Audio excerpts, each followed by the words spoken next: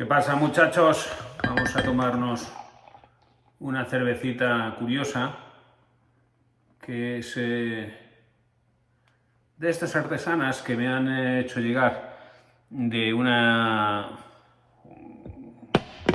cervecera artesana de Segovia que se llama Octavo Arte.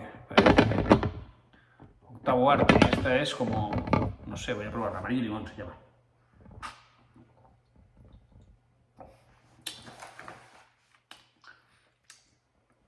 Ligero tono, toque a limón, pero en realidad parece una IPA.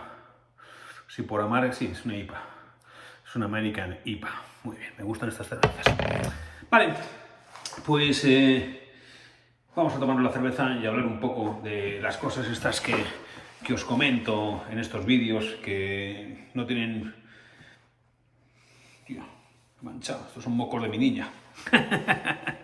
Los padres, por eso los hijos, a los niños se llaman mocosos, porque están todo el día con mocos. Pues mira, estos son los mocos, la medalla de los mocos de mi niña, de haberla cogido y tener los mocos y haber manchado la camiseta. Bueno, ya está en la cama, estoy tranquilo y podemos hablar de alguna de estas cosillas en las que me paro a pensar, pues al atardecer, al anochecer, para subirlas a mi canal de YouTube, que se ha convertido en una especie de bitácora de reflexiones que algunos compartís, otros no compartís, pero que yo creo que se ha convertido en una vía de comunicación de aquellas cosas que me preocupan y que quedan, digamos, citadas o mencionadas en mis vídeos de viajes, ¿no? Porque, bueno, supongo que por eso me han dado el premio a Mejor Programa Cultural a Diario Nómada, porque no es solamente de viajes, sino que aprovechando el viaje, pues se comentan muchas otras cosas, ¿no? Se tratan muchos temas.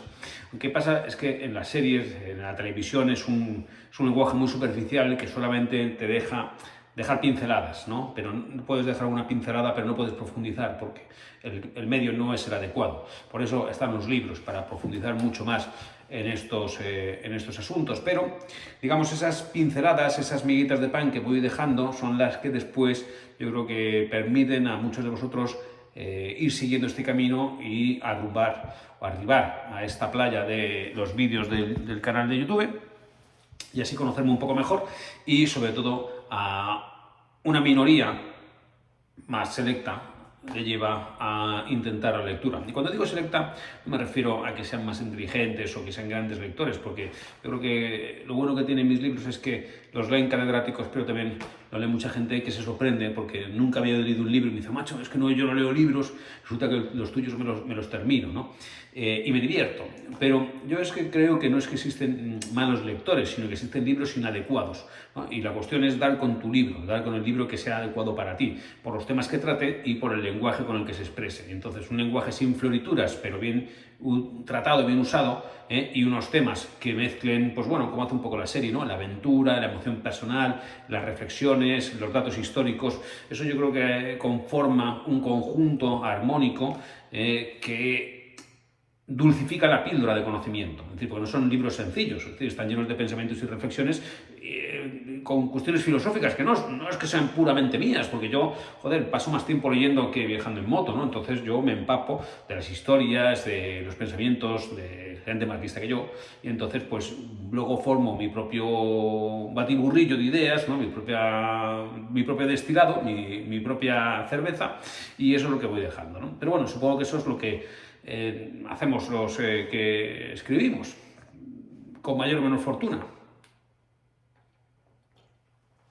Pero os prometí un vídeo en el que hablase de los problemas que para mí son ahora mismo más importantes en la humanidad y a los cuales no se les da cancha en los medios porque estamos siempre centrados en lo inmediato y además en lo inmediato que hemos decidido convertir en noticia. Porque se ha convertido en noticia lo que los medios de las pocas empresas periodísticas que hay ahora mismo, que son grandes factorías, pues deciden en su monopolio de todos los canales, ¿no? Porque hay muchos canales finales, Pero sin embargo, productores de noticias solamente hay unas pocas agencias. Y entonces esos canales finales lo que hacen es comprar esas noticias de esas agencias o plagiarse las noticias unos a otros, los grandes medios. Por eso os he dicho que los medios construyen un matrix, ¿no? Una realidad paralela en la cual ellos lanzan una historia al éter, ¿no? Y entonces los otros medios grandes se fijan, como se están mirando uno continuamente unos a los otros, en cuanto ven que uno saca una historia, pues los otros la publican también. Y entonces al final se construye un universo de noticias que no son las que realmente nos tendrían que preocupar.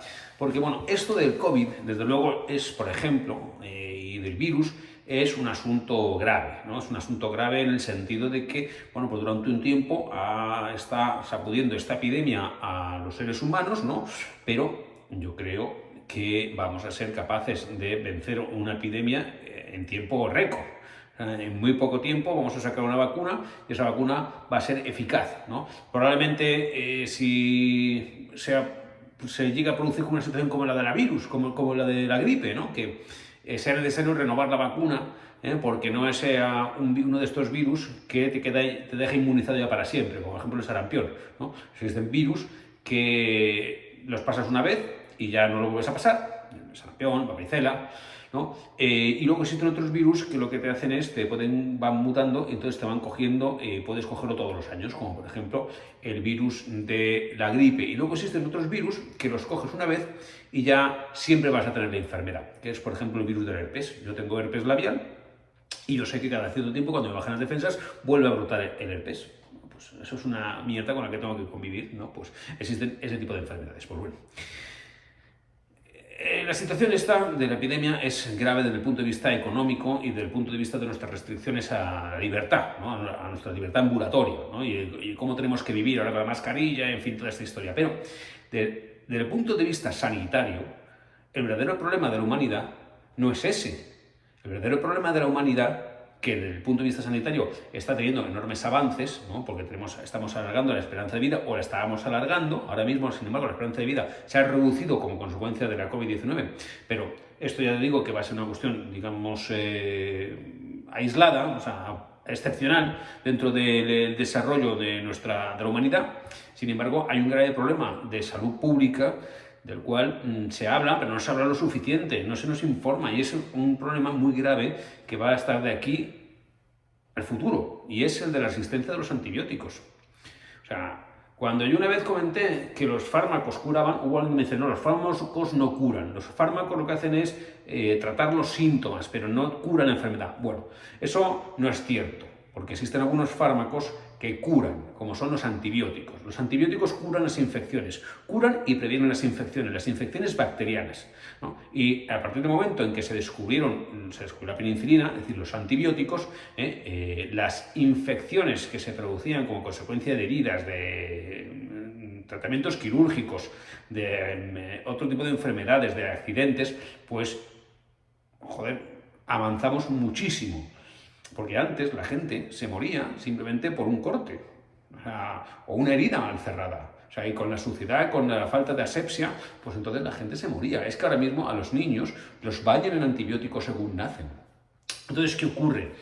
Que estamos generando o estamos produciendo una serie de bacterias, o las bacterias que ya existían de toda la vida, ¿no? De siempre. Las bacterias son pequeños organismos vivos, ¿no? Pues como todo, se adaptan. Y entonces, ¿qué ocurre? Que se están adaptando a los venenos que las matan, es decir, se están adaptando, están generando resistencias a los antibióticos.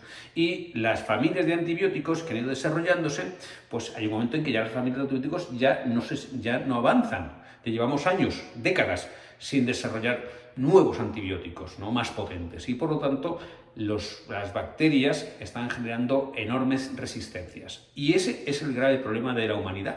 Porque si nos quedamos sin antibióticos, vamos a regresar, pues, no sé si tanto como la Edad Media, pero a lo mejor al siglo XVIII. Es decir, o sea, va a ser realmente muy peligroso operarse, tener accidentes o sufrir heridas. Es decir, la típica, yo qué sé, un accidente en moto, por ejemplo, ¡pam!, ¿no? Una herida abierta, pues por ahí ya puede entrar una infección que nos mate, ¿no? el parto. El parto puede generar enormes infecciones, septicemias en las mujeres, ¿no? Los niños pueden infectar y morirse, ¿no? Entonces, la mortalidad antes de los antibióticos era altísima y ahora nos hemos acostumbrado a que nuestra, digamos, capacidad de curación ante posibles infecciones, tanto prevenirlas como curarlas una vez que se infecta un miembro, pero si los antibióticos son ineficaces, pues entonces la humanidad va a sufrir enormemente. Y eso es un problema gravísimo del cual se habla, pero no se habla tanto como debiéramos estar todos súper concienciados de lo que va a suceder. Ese es uno de los grandes problemas de la humanidad, la resistencia a los antibióticos. Luego, eso desde el punto de vista sanitario, ¿no? Que ahora parece que nos preocupa mucho a todos. Luego, desde el punto de vista geopolítico, social, ¿no? Pues hay una serie de problemas que se mencionan, se comentan, pero no se tratan, porque ahora mismo los partidos políticos aquí en España andan preocupados de unas zarandajas, de unas gilipolleces, ¿sabes? Que no tienen nada que ver con los problemas reales a los cuales se enfrenta no solamente la sociedad española, sino la sociedad mundial, ¿no? Un problema grave o una preocupación grave que es la laboral, ¿no? Es la laboral porque los robots van a estar ahí, cada vez va a haber más robots y más inteligencia artificial. Y por tanto, los trabajos que estábamos acostumbrados a realizar, pues van a robotizarse. Y eso va a tener consecuencias dramáticas sobre la humanidad, ¿no? Dramáticas en el sentido de cambios dramáticos, cambios trascendentales. No quiere decir dramático en el sentido de que sea malo, si se sabe gestionar esta situación. Por ejemplo, como yo ya os digo, yo no soy nadie para proponer soluciones y desde luego lo que sí tengo es la antena puesta, a ver qué es lo que se dice, ¿no? Porque el otro día vi un anuncio en la carretera que era muy bueno, ¿no? Que era un robot, un cartel enorme en la carretera anunciaba un robot recepcionista. Y decía, y el precio que lo ponía eran como 900 euros al mes. Trabaja 24 horas al día. Es que el mensaje es brutal. O sea, lo que te está diciendo para el responsable de un establecimiento hotelero que va a ser por ahí es que, pum, veo ahí que ya me ofrecen un robot recepcionista que por 900 euros al mes está trabajando 24 horas, 7 días a la semana. ¿Sabéis lo que cuesta los trabajadores para cubrir todos esos turnos, ¿no? Bien. Entonces, un robot pues sustituiría a 3 o 4 personas. Es que eso se va a producir y según vaya aumentando o vaya, digamos, desarrollándose la inteligencia artificial, pues los robots serán cada vez más capaces, más hábiles y por lo tanto ahí vamos a tener un problema grave. Es un problema que tenemos que solucionar. Porque si toda esa gente deja de trabajar, pues tendremos que ver si es que dejan de trabajar sin tener ingresos o es que se va a grabar a los robots para que generen unos ingresos con los que poner una renta universal a todo el mundo, ¿no? Que yo no digo qué es lo que tenga que hacerse, solamente digo que eso es uno de los grandes problemas que se está hablando y de la sustitución de los trabajadores por los robots no habla nadie, ningún partido. O sea, no se menciona el tema, cuando es una de las cosas más preocupantes que está sobre la mesa. Es decir, un proceso imparable de robotización de la producción de la industria y los servicios. Entonces, a mí me sorprende que estas cosas no se mencionen. En fin, yo ya he tratado 2 temas que van a ser trascendentales y fundamentales en los años que vienen, ¿no? Ya hay más, ¿no? Hay más y seguiremos hablando de ellos, ¿no? O sea, porque creo que también es conveniente, ¿no? Bueno, pues